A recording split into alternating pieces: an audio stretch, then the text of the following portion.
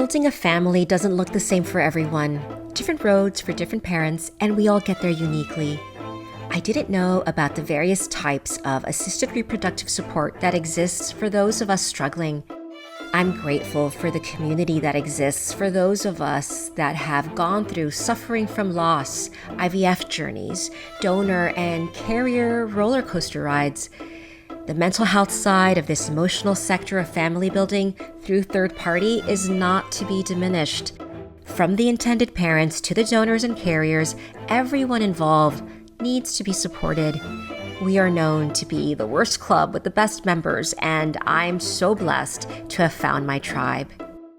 You're listening to Mothers in Arms. I'm your host, Leslie Lopez. This is episode number 16 in conversation with licensed marriage and family therapist Joey Guzman-Kuffel.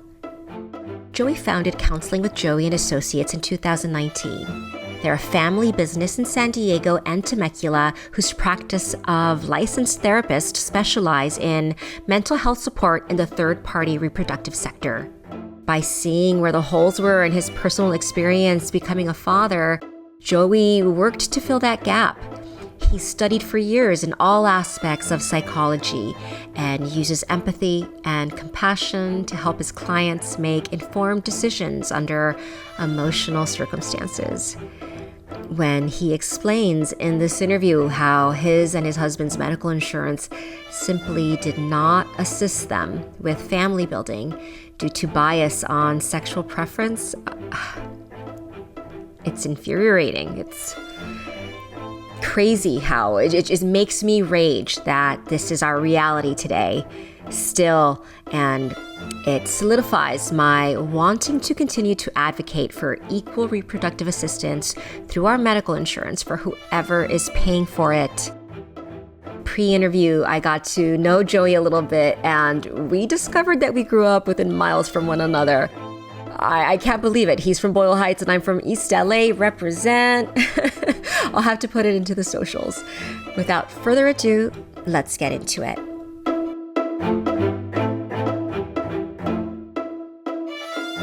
Thank you, Joey, so much for being with us today. I really appreciate you making the time. You are a licensed marriage and family therapist. You became the go-to mental health specialist that you help your clients navigate the complexities of third-party reproduction in order to help build their families. You're based out of San Diego. Is it just in the San Diego area, or are there other parts of California? Yeah, so we have two offices. We have one in San Diego and one in Temecula. However, I am licensed in multiple states, so I can practice outside of California.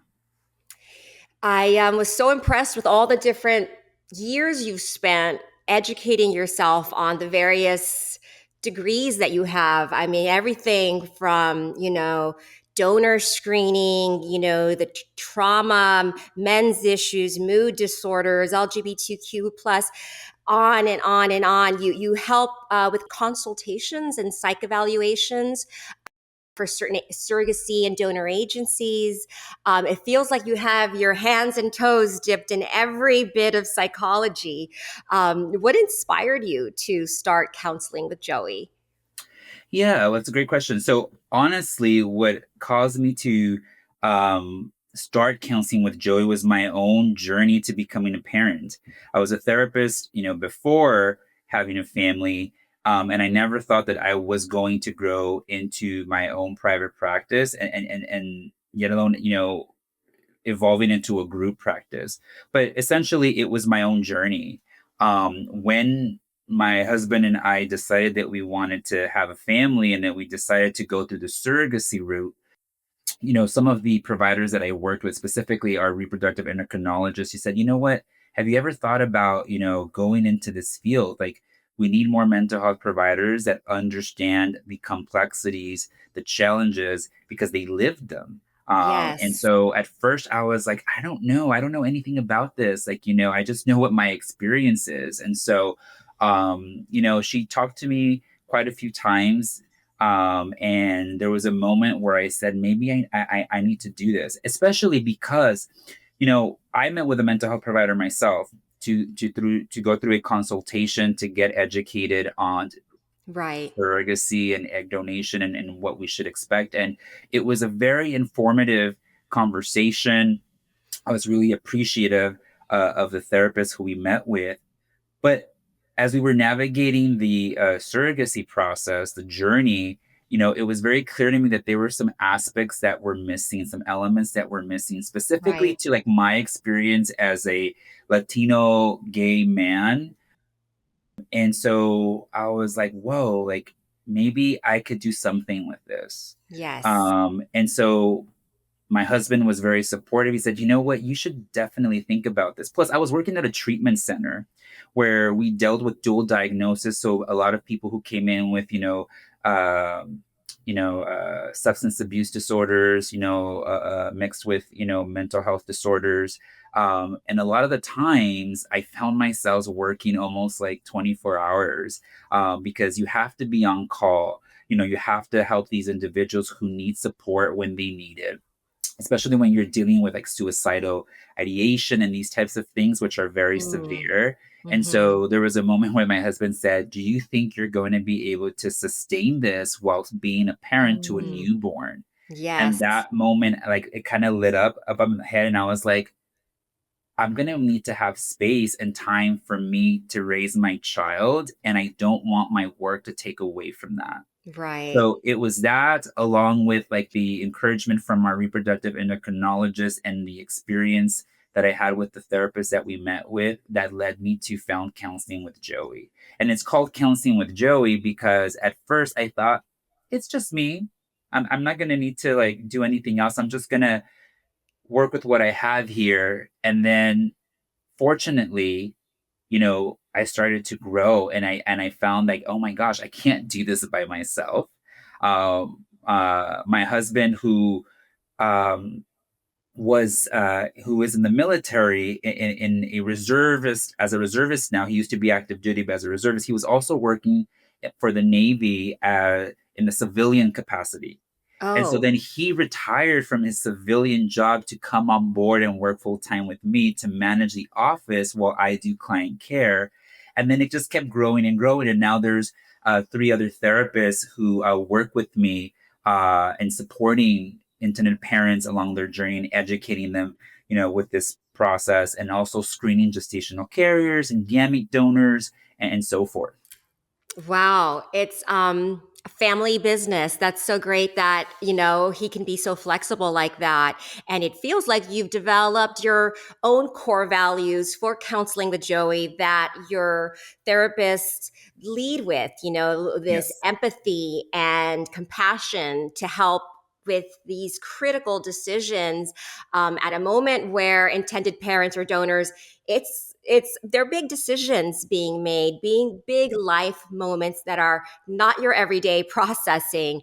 It does take a specific mindset, and oftentimes you don't connect just because someone's a mental health therapist doesn't necessarily mean that they understand this third party reproduction.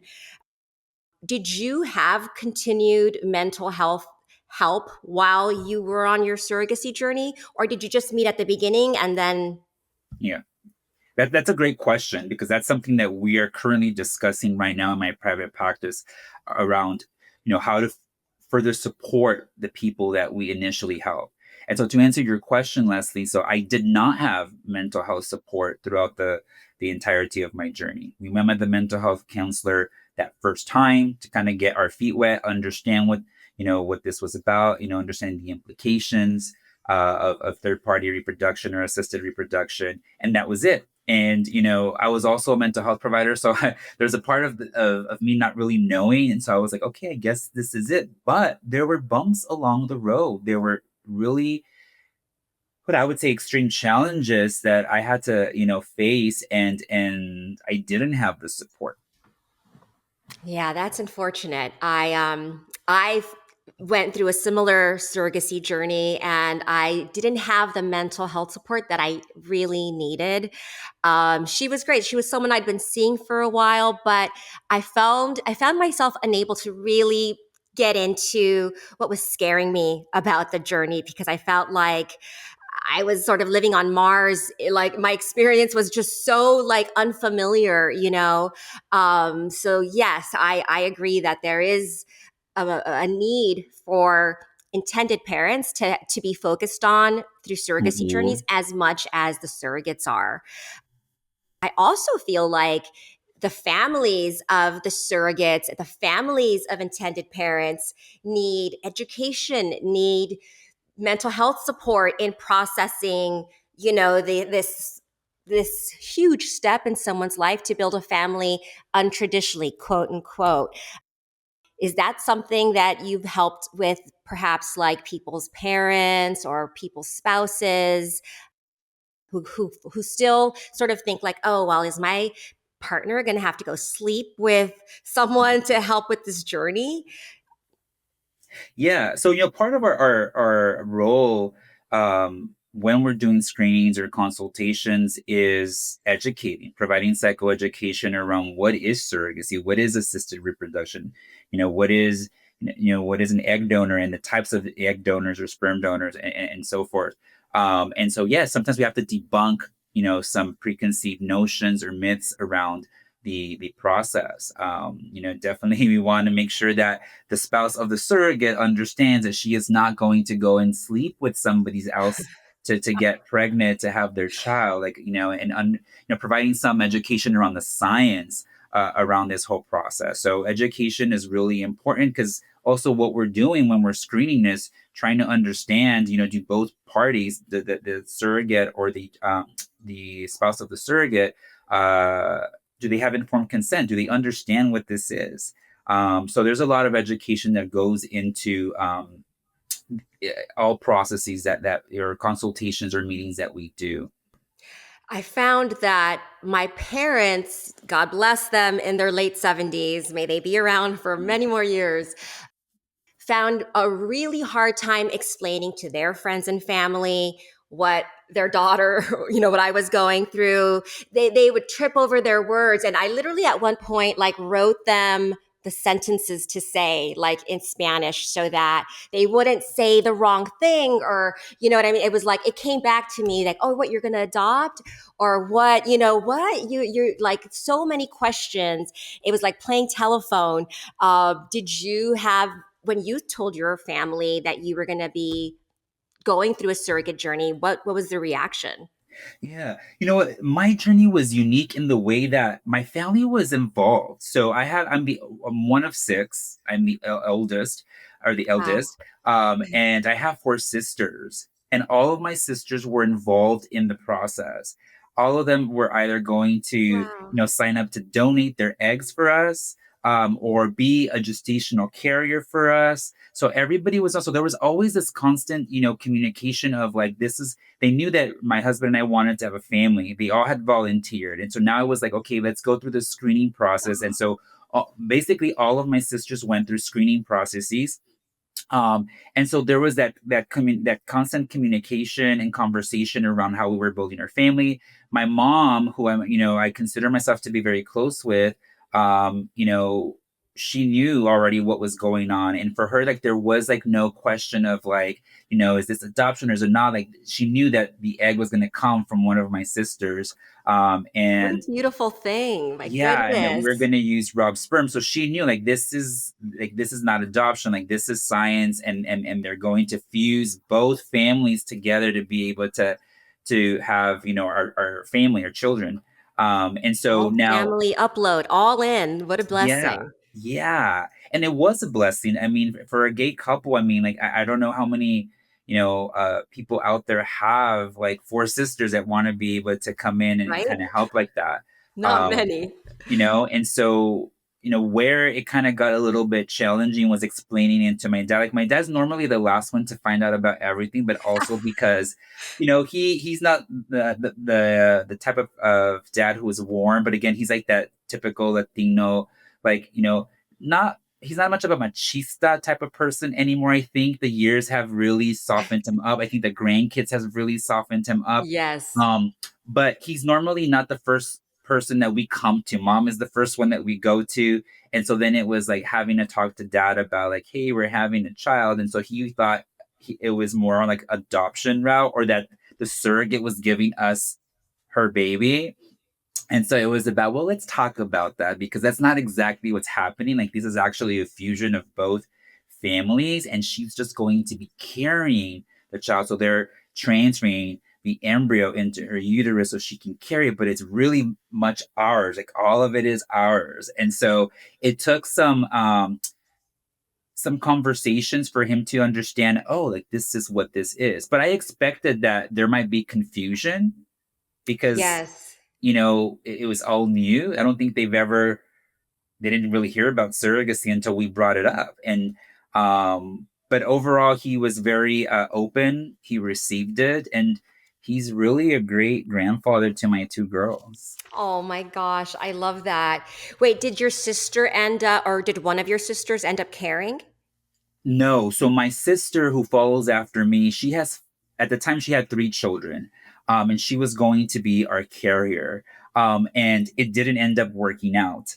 I'm sorry. And there's also things to consider when you're going to be using family. There's like great benefits, but there's also other types of things that, are risks, in terms of the family dynamics and, boundaries. And for her, she was navigating some things in her own family and her own relationship that didn't really allow for her to move forward with us, with the process. And, of course, Right. that was disappointing. But at the same time, we were relieved, like, okay, I'm glad that we know now that she's not going to be able to do this for her, because I didn't want to place her in a position where she felt coerced to wanting to Right. carry. Because that's the other thing, that there could be emotional coercion. Like my sister, I could tell she didn't want to say no to us. Like, she Right. didn't want to say no, but I knew she was not in the position to do so. And so my husband and I just said, you know what? It is okay. We don't have to move forward with this. It is totally okay. And it was an emotional process, and having that Yeah. conversation, she was crying. I was trying to not cry because I wanted to be very strong to support her in that process. But again, sometimes things don't pan out, but we definitely want to consider, again, the pros and cons when we're using our own family. It didn't work out with my sister, but it ended up working out in the way that it did. I, it worked out, and that's the best. Now she's a proud auntie, and she is part of the group in other ways. What That's wonderful. Yeah. There are pros and cons. I recently saw on your social media you were having sort of a discussion on it, and from friends that I know that did use a loved one, friend, family member, the cons I've heard is sort of when they see each other, the surrogate mother or the donor mom, often crosses that line that the current mom feels like, oh, that's my baby, like, don't give too much love, okay, enough hugging, or certain comments that can be triggering. And I feel like it's important to lay all that out in a contract beforehand. I don't know if you're familiar with this end of things, where people do that, who do end up using a loved one that they know, just parameters that make everybody comfortable. And like, I understand if it's a cousin who helped you, and when the cousin sees the baby that she carried, of course she's going to be excited and want to run over. But at the same time, run over and say hi is great. What's the line? Like, you know what I mean? I don't know.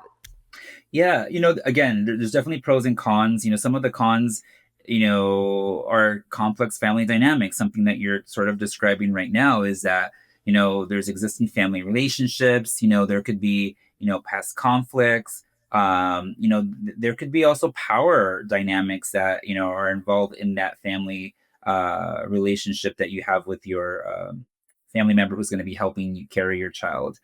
So you definitely want to understand what the family dynamic is. Is there a potential for conflict? What are financial obligations? Are there any legal uncertainties? Like, what's the overall emotional toll with this arrangement here? So there has to be a lot of discussions, and I believe that it has to be as clear as possible. You want to be nitty gritty, like how you're saying. Like, you definitely want to understand the ins and outs, and you want to be even more clear with a family member or friend that you're going to be using, because there's already an existing relationship and you want to protect that.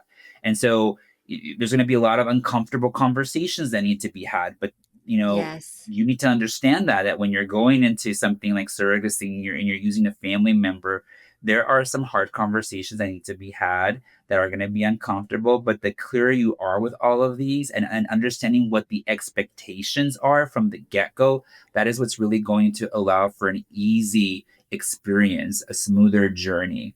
Right. I feel like if you're using somebody you know, or someone you know, I should say it, if someone you know is helping you with this, like legal needs to be thorough, and counseling with Joey needs to be thorough, not just once, but a series of check-ins, because I don't think it's enough to be like, oh yes, we went to the one meeting with the mental health specialist and we talked about it. You leave that office, you process, you think of new things, and there's always going to be new information.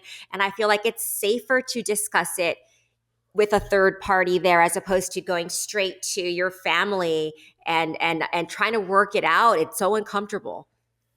Yeah, so the American Society for Reproductive Medicine, they have guidelines and they recommend, obviously that all parties go through their own counseling and screening process.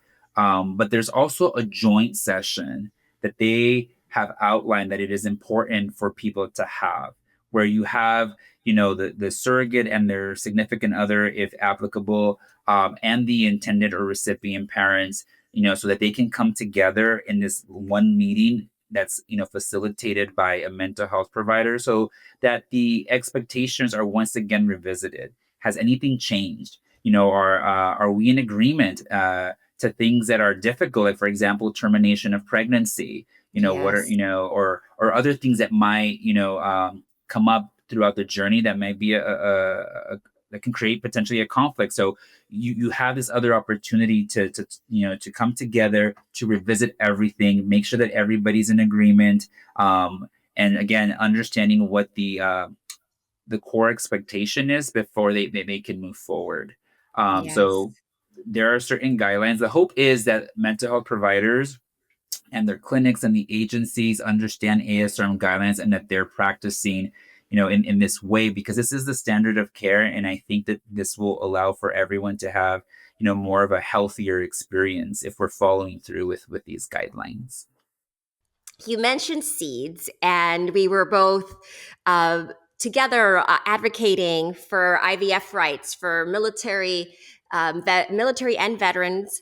And we were hoping to be able to overchange the way laws are in medical insurances and how it affects adoption tax and how it affects non-biased of the LGBTQ plus community for medical insurance. It was powerful. It was impactful. I felt this year in particular, I had done it before, but this year in particular, it really pulled at my heart. I didn't realize how many people in the military are affected by infertility, both men and women. And I didn't realize how many hurdles they have to go through to prove to their insurance that they need assistance with reproduction. What types of hurdles did you and your husband have to go through with your medical insurance? Well, I don't know if there wasn't any hurdles to like get over because they just stopped us at the beginning, because What? there was no coverage for us for our you know family building journey. The way how it's written in the Wow. policies is that we're not infertile. We don't qualify to get any type of support or coverage for any of our treatments, and so we didn't. TRICARE didn't provide any care for my husband and I. Everything had to, come out of pocket. And, one of the things that I mentioned, when we were at the advocacy day, we found ourselves having to look at like, are we going to build a family? Are we going to buy a house? Like, do we have to pick one? Like, what do we do? Because everything is so expensive. And so, luckily, my husband, because of his military, he had, some like bonds and stuff that he had put away. And so we essentially had to wipe out all of our savings for that first journey, because it goes in pieces, right? So first it's like our own like medical screenings and examinations, and then checking the sperm and then the egg donation piece and treatment for that and screenings for my sister and all of these things. And then we had Goodness. to put everything on pause because we did not have any more money. So we started in 2016 and didn't pick it up until the ending of 2018. Okay. um, and then we were able to finally have a child in summer of 2019. um, but like there was no coverage. We had to Wow. go through um, so San Diego Fertility Center, which is the fertility center that we use. Our reproductive endocrinologist provided us with a lot of assistance as much as they could. But I also was redirected to Men Having Babies. And Men Yeah. Having Babies is an amazing organization that brings awareness to men having babies and everything around fertility and how we can build our families as well as gay men. And they were big support. I think that because of them, we were able to push through and have our first child. They have a general parenting assistance program called GPAP. And so they matched us with an agency that did not charge us their agency fee. Now, Wow. that was a huge help, but I still but this that was a huge help.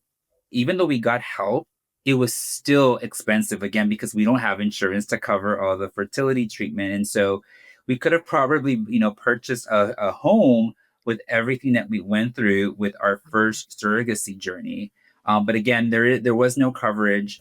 California didn't, implement anything around, coverage for insurances again to help and assist and cover fertility treatments for gay individuals. So yeah, it was a challenge for sure.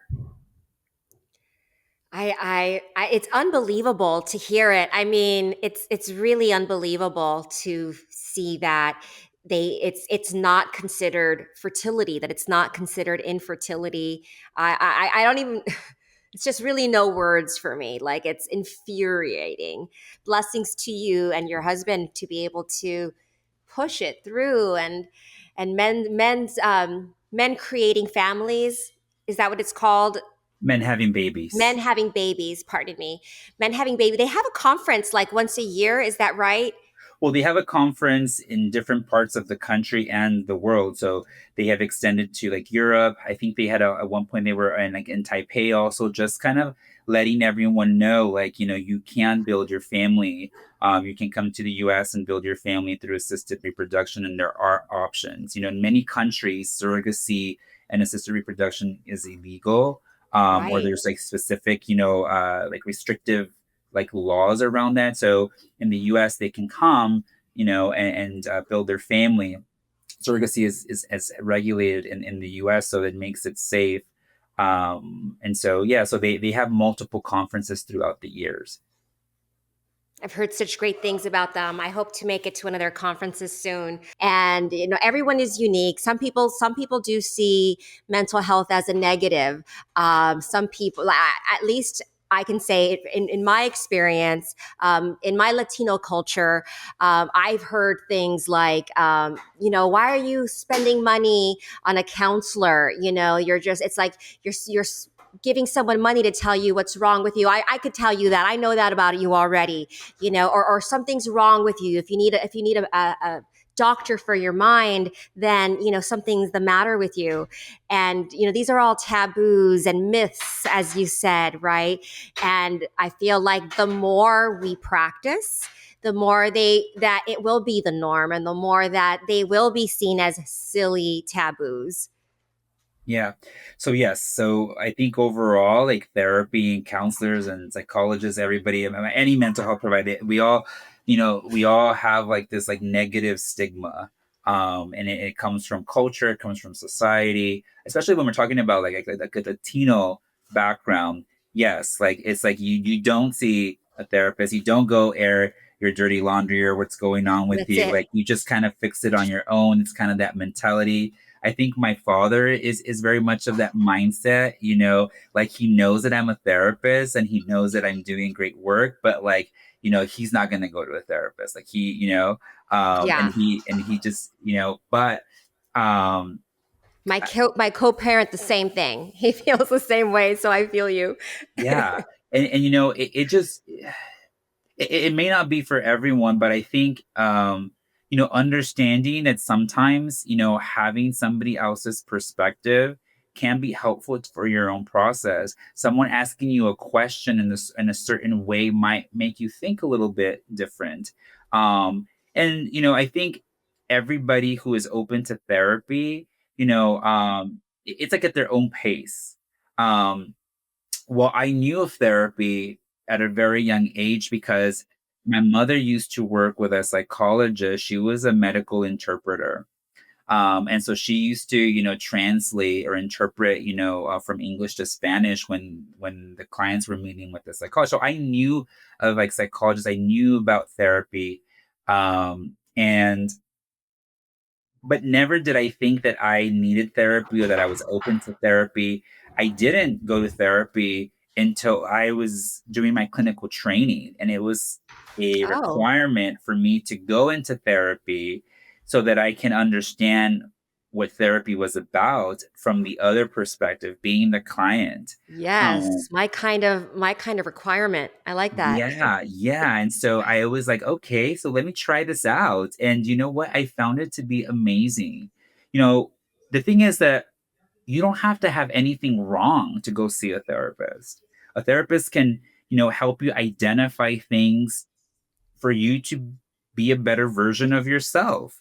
And it doesn't necessarily have to be about like there's anything wrong with you. It's just, what? I just sometimes maybe it's just about also being validated in your experience. We may not Right. get that validation. And even sometimes when we come from Latino families, we may not always get validated or get validated at all for anything. So having someone sit there with you and talk to you and validate your experience, validate your emotions, that could be huge. And it can really be helpful with your process as you're navigating whatever it might be.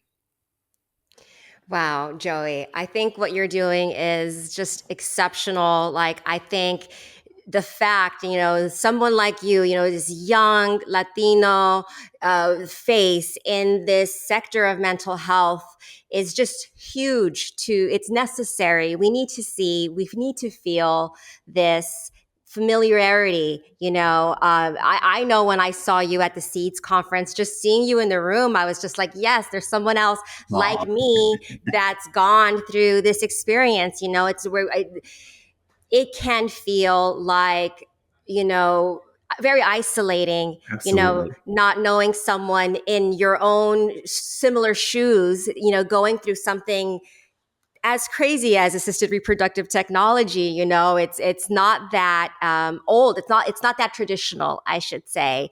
So I can't wait to see where else your company goes, where Mm. it's left to conquer for you. And I hope that so many more agencies make it a practice to have mental health screenings, support throughout journeys, not just beginning and not just end, but year round. Thank you for all that you're doing with that. Oh, well, thank you so much, Leslie. I really appreciate your words, and thank you so much for inviting me to come on. I'm really glad that we were able to connect through ASRM and Resolve and Advocacy Day. I think that you're also doing an amazing job of just, spreading the word and bringing awareness. Thank you, Joey.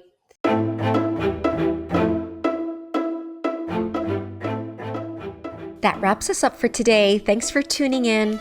You can check out more of these and similar stories on YouTube, Spotify, Instagram, and TikTok at mothersinarms.pod. If you take a few seconds, please, to like and rate the episode on whatever platform you're listening on. Thank you. It goes a long way to getting the word out on this little show. At Pretty Easy Podcasts, at Dante Pascuso, muchas gracias. May the blessings stay with all of you. Until next time.